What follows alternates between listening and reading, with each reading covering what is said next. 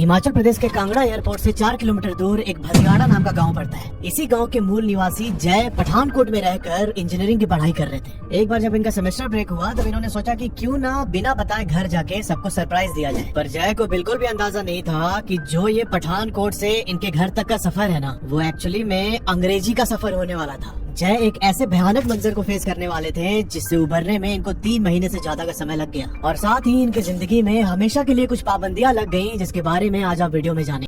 यह घटना है 2017 की। जय अपने गांव से इंजीनियरिंग की पढ़ाई करने के लिए पठानकोट गए थे और एक बार जब सेमेस्टर ब्रेक हुआ तो इन्होंने सोचा कि चलो घर चल के सबको सरप्राइज दिया जाए। अब जो जय का गांव है भदियाड़ा खास, वहाँ से पठानकोट की दूरी कोई 80 किलोमीटर है। अब उनके गांव तक तो कोई भी बस नहीं चलती थी, पर जो नियरेस्ट टाउन है उनके गाँव से उसका नाम है गग्गल। तो इनका रूट यही था कि पठानकोट से बस लेके गग्गल पहुँचते थे और गग्गल बस स्टैंड पे उतर के वहाँ से जो भी शेयर टैक्सी वगैरह चलती है उसमें बैठ के अपने गाँव पहुँचते थे। 27 मार्च 2017 को जय पठानकोट बस स्टैंड पर पहुंचते हैं रात के 8 बजे। वहाँ से गग्गल बस स्टैंड की दूरी सिर्फ 75 किलोमीटर थी और लगभग 3 घंटे का टाइम लगता था। इन्होंने सोचा कि मैं 11 बजे तक आराम से पहुंच जाऊंगा और वहाँ से घर जाने के लिए कुछ न कुछ तो मिल ही जाएगा। जय रात को 8 बजे बस बोर्ड करते हैं पठानकोट से, पर जय की किस्मत यहाँ पर सही नहीं थी। पठानकोट से गग्गल पहुँचने के बीच में जय की बस 2 बार खराब होती है और इसी कारण इनको गग्गल पहुँचने में 2-2.5 घंटे लेट हो गए। रात के करीब 1:30 बजे बस ने जय को गग्गल बस स्टैंड पे उतार दिया। जय देखते हैं कि भाई आसपास कोई भी नहीं है, एकदम घनघोर अंधेरा और रात के जो कीड़े होते हैं उनकी आवाज आ रही थी बस।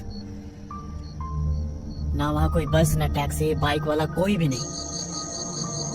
जय को समझ नहीं आ रहा था कि यार मैं कैसे यहाँ बस स्टैंड से घर पहुँचूं। एक बार तो उनके दिमाग में आया कि घर से फोन करके किसी को बुला लेता हूँ, पर फिर इन्होंने सोचा कि अभी रात के 1:30 बज रहे हैं, इस समय मतलब सही नहीं रहेगा डिस्टर्ब करना। और यहीं पर जय ने एक बहुत ही भारी गलती कर दी। ये डिसाइड करते हैं कि मैं इस गग्गल बस स्टैंड से पैदल ही घर जाऊंगा। अब जय थे तो एक पहाड़ी, शुरू से गांव में रहे थे, इनको आदत थी ऐसे पैदल चलने की। 4 किलोमीटर का डिस्टेंस कोई बहुत ज्यादा नहीं था। जय ने यही सोचकर गग्गल बस स्टैंड से अपने भदियाड़ा गांव तक पहुंचने की यात्रा शुरू की। अच्छा, एक चीज और समझना, इस गग्गल बस स्टैंड और भदियाड़ा के बीच में एक जगह पड़ती है बेदी। हर साल वहाँ पर मेला लगता था और जय इसी टाइम पर घर जा रहे थे जब वो मेला का आयोजन होता है। जय का प्लान ये था कि मैं घर जाके नेक्स्ट डे अपने कजन्स के साथ आके यहाँ मेला घूमूंगा मस्त, पर नियति को कुछ और ही मंजूर था भाई साहब। जय यहाँ पर अपना बैग पीठ पे टांग के गांव की ओर बढ़ने लगे। इस टाइम पर इन्होंने फोन देखा तो फोन की बैटरी मात्र 20% थी। इन्होंने अपनी गर्लफ्रेंड को कॉल किया। गर्लफ्रेंड को पता था कि जय लेट हो जाएगा तो वो अभी जाग रही थी। जय ने बोला कि यार मेरे से बात करते रहे जब तक मैं गाँव न पहुँच जाऊँ। ये अपने गर्लफ्रेंड से बात करते करते उस अंधेरी सड़क पर आगे बढ़ रहे थे। थोड़ी देर के बाद जय उस बेदी वाले जगह पर पहुंचते हैं जहाँ हर साल मेला लगता था, पर इस बार जय पाते हैं कि ना ही वहाँ पर कोई मेले की दुकान है, ना कोई झूला, कुछ नहीं। सब कुछ बिल्कुल डल सा लग रहा था। और जैसे ही जय ने उस मेले वाले एरिया को क्रॉस किया, इनको रियलाइज होता है कि इनके सर से 2 फीट ऊपर कुछ हलचल हो रही है। ऐसा होता है ना कि सूखे पत्ते में जब आग लग जाती है तो कैसे उससे कड़कड़ाने की आवाज निकलती है, वैसी आवाज जय को आने लगी। ये अपना सर ऊपर करके देखते हैं कि क्या है वो चीज, पर ऊपर कुछ भी नहीं था। जय ने इस बात को इग्नोर किया और अपनी गर्लफ्रेंड से बात करते हुए कोई 100 मीटर और आगे चलते हैं और तभी इनके कंधे पर एक राख का गोला गिरता आगे, और वो राख का गोला कंधे पर गिरते ही टूट गया, टूट के एकदम पाउडर जैसा हो गया। अब उस राख के गोले के गिरने की वजह से जय का ध्यान अचानक गया अपने शोल्डर पे और ये पाते हैं कि वो पूरी राख इनके शोल्डर पे फैली हुई है। यहाँ पर जय को पहली बार थोड़ा सा डर का एहसास होता है। जय को थोड़ा थोड़ा रियलाइज हो रहा था कि यहाँ पर कुछ सही नहीं है।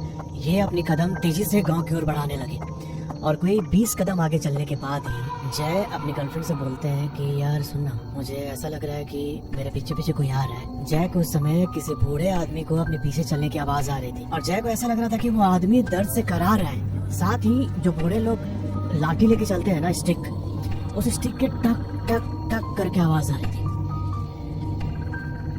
जय अपनी गर्लफ्रेंड से बोलता है कि यार मेरे पीछे कोई है, मुझे बहुत अजीब सी आवाज आ रही है। उनकी गर्लफ्रेंड बोलते हैं तुम भगवान का नाम लेते लेते आगे बढ़ो, पीछे मुड़ के मत देखना बिल्कुल भी। जय 3-4 कदम और आगे चल के रुक गए और ये जैसे ही रुके ना तो पीछे जो आवाज आ रही थी वो भी थम गई एकदम। इन्होंने अपने फोन की बैटरी देखी तो 11% भी थी। घर अभी भी कोई 2.5 किलोमीटर दूर था इनका। जय यहाँ पर डर के मारे एकदम तेज सांसें लेते हुए अपने कदम आगे बढ़ाते हैं। इनकी गर्लफ्रेंड अभी भी फोन पर थी और थोड़ी देर के बाद जय जोर से चिल्लाते हैं एकदम। अपनी गर्लफ्रेंड को बोलते हैं कि मेरा पैर किसी ने पकड़ लिया पीछे से, वो मुझे अपनी तरफ खींच रहा है, मुझे बहुत डर लग रहा है। तो उनके गर्लफ्रेंड बोलते हैं कि तुम कोई मंत्र जाप स्टार्ट करो, गायत्री मंत्र या फिर हनुमान चालीसा। पर जय की यहाँ पर हालत इतनी खराब थी कि उनको ना कोई भगवान का नाम याद आ रहा था और ना ही कोई मंत्र। वो बोलते हैं कि तू अपने फोन को स्पीकर पे डाल दो, पर जय यहाँ पर अपना सुध बुध खो चुका था। वो अपनी गर्लफ्रेंड से बोलते हैं कि मुझे कुछ समझ में नहीं आ रहा, मैं क्या करूँ। तब उनकी गर्लफ्रेंड उधर से मंत्र जाप करने स्टार्ट करती है फोन पे। अब जैसे ही जय ने फोन को स्पीकर पे डालने के लिए अपना स्क्रीन आगे किया, किसी ने जय के राइट शोल्डर पे हाथ रखा। जय थोड़ी कनखी से देखते हैं तो वो किसी आदमी का एकदम जला हुआ काला सा हाथ था। जय की हिम्मत नहीं हो रही थी कि वो उस हाथ को हटाए या फिर कुछ भी रिएक्ट करे। फोन का स्पीकर ऑन करना तो दूर की बात है, इनका सुध बुध खो चुका था एकदम। ये जैसे तैसे गर्लफ्रेंड से बात करते हुए खुद को ड्रैग करते हुए इस जगह से आगे बढ़ रहे थे। इनको लग रहा था कि शायद इस जगह में ही कोई दिक्कत है, और इनका जो पैर था ना, ऐसा लग रहा था कि किसी ने एकदम बहुत जोर से जकड़ रखा है। इनको खुद को लिटरली ड्रैग करना पड़ रहा था उस रास्ते में। 2-2.5 मिनट चलने के बाद ही जय के फोन की बैटरी डेड हो जाती है। फोन इनका बंद हो चुका था। अभी जय उस सुनसान रास्ते पर एकदम अकेले, ये अपने घर पे भी किसी को कॉल करके नहीं बुला सकते थे। जय बताते हैं कि जहाँ पर उनका फोन डेड हुआ वहाँ से कुछ 100 कदम और आगे चलने के बाद जो उस रोड पे स्ट्रीट लाइट थी उसकी थोड़ी थोड़ी रोशनी आने लगी, और जैसे ही जय उस रोशनी वाले पार्ट में एंटर करते हैं उस चीज ने उनका पैर छोड़ दिया। यहाँ जैसे जय का पैर छूटा वो दौड़ के रोड पर भागने लगे। अभी जय भागते हुए मेन रोड पर आ चुके थे। उस मेन रोड से जय के घर की दूरी 1 किलोमीटर थी, और पर यहाँ पर किस्सा बद से बदतर होने वाला था। जब जय को रियलाइज हुआ कि उस चीज ने मेरा पैर छोड़ दिया और थोड़ी सी मैं रोशनी में आ गया हूँ, तब ये थोड़ा रिलैक्स होते हैं। ये आराम से चलते हुए गांव की तरफ बढ़ रहे थे, और तभी जय पाते हैं कि इनके सामने से काली चिड़िया की एक झुंड आ रही है और एकदम तेजी से इनकी तरफ आते हुए सर के ऊपर से होके गई। जय को समझ में नहीं आया कि रात के इस टाइम पर ये चिड़िया कहाँ से आ रही है। यहाँ पर उस चिड़िया के झुंड ने जैसे ही जय को पार किया ना, पार करते ही जय देखते हैं कि उस चिड़िया के झुंड के पीछे काले कलर का कोहरा था एकदम। इन्हें कुछ समझ में नहीं आ रहा था क्या हो रहा है। ये जल्दी जल्दी अपनी कदम घर की तरफ बढ़ाने लगे। अभी इस पॉइंट से जय के घर की दूरी 1 किलोमीटर रह गई थी, और अभी जिस मेन रोड पर वो चल रहे थे वहाँ से थोड़ा सा आगे जाके साइड की ओर एक रास्ता कटता है। उसी रास्ते पर चल के जय का गांव आने वाला था। जय यहाँ पर उस कट की तरफ बढ़ने लगे, और तभी अचानक सामने जो पेड़ दिख रहा था उस पेड़ से एक जलती हुई बॉडी जय की तरफ आती है।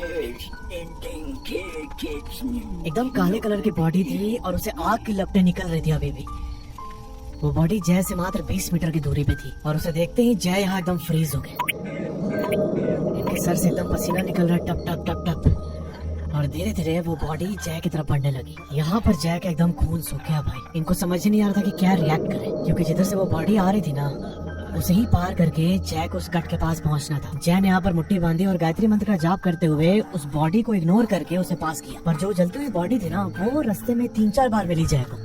ये अभी उस कट पर पहुंच चुके थे जहाँ से गांव के लिए रास्ता जाता था, और उस कट से टर्न लेते ही ये दौड़ के भागने लगे अपने गांव की तरफ।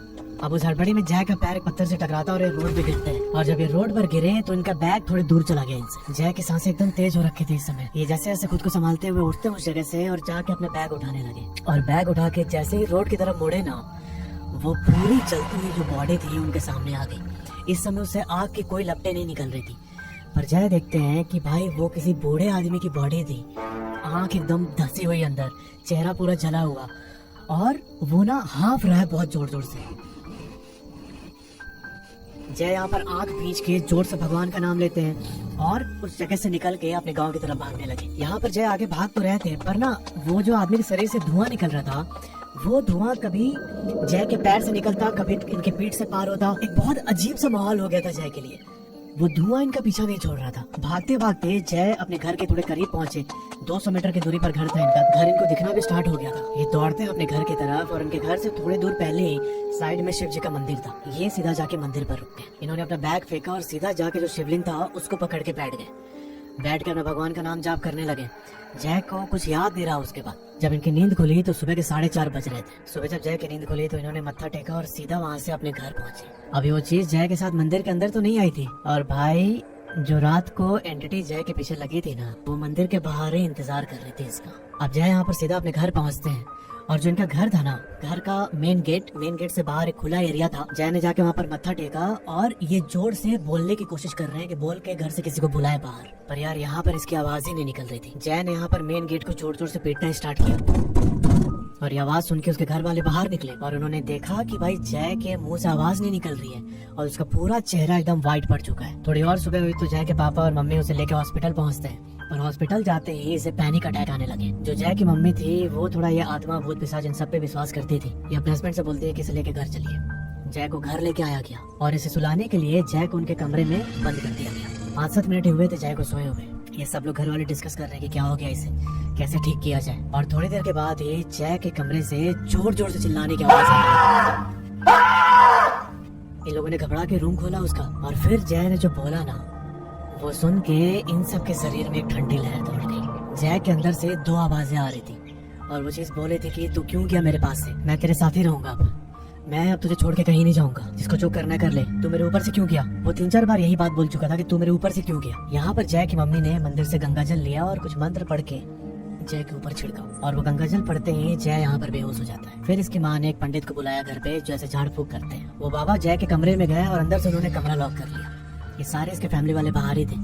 15-20 मिनट तक बाबा ने जय से बात की और फिर ये बाहर निकले। यहाँ पर इन्होंने बताया कि जो गग्गल बस स्टैंड से इनके घर के बीच में वो बेदी जगह थी ना, जहाँ पर मेले का आयोजन होता था, वहाँ पर आग लगने की वजह से एक बूढ़े आदमी की डेथ हुई थी कल शाम को ही। ये बात तो गांव के लोगों को पता थी, पर जो बात इनको नहीं पता थी वो ये कि उस बूढ़े आदमी का ढंग से दाह संस्कार नहीं किया गया। अब ज्यादा रात होने की वजह से उसकी आधे जली बॉडी को लोग शमशान में छोड़ के वापस आ गए थे। जहाँ इस बूढ़े आदमी की डेथ हुई थी उसके ऊपर से चल के जय गांव की तरफ आ रहे थे। उसकी आत्मा उधर ही भटक रही थी अभी भी, और जय को जब उसने देखा अकेले तो उसके ऊपर हावी हो गई। और ये एंटिटी बहुत ज्यादा स्ट्रांग थी।